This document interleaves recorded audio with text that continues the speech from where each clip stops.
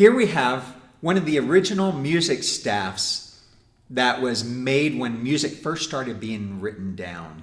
It had 11 lines, and you can see that it would be very hard visually to kind of see where those lines were. So the person who invented it came up with a great idea, and they said, let's remove this middle line. And the middle line is what's called middle C on the piano. And they created the treble clef and the bass clef.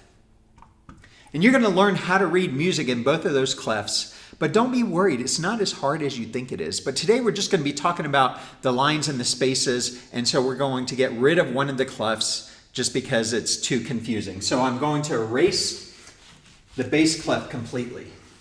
Ignore the bass clef and just pay attention up here to the treble clef.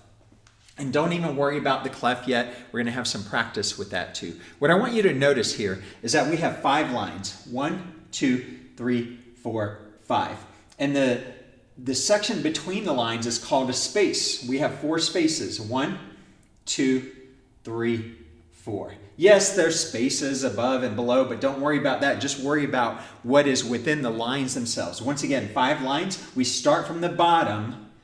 1, 2, 3, 4, 5, and 4 spaces.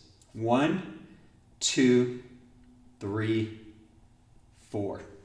And that's all that I want you to be concerned about right now. We're going to get more into things about how to actually read music and the letter names of the notes. And you're all going to learn how to read notes in the treble clef and the bass clef.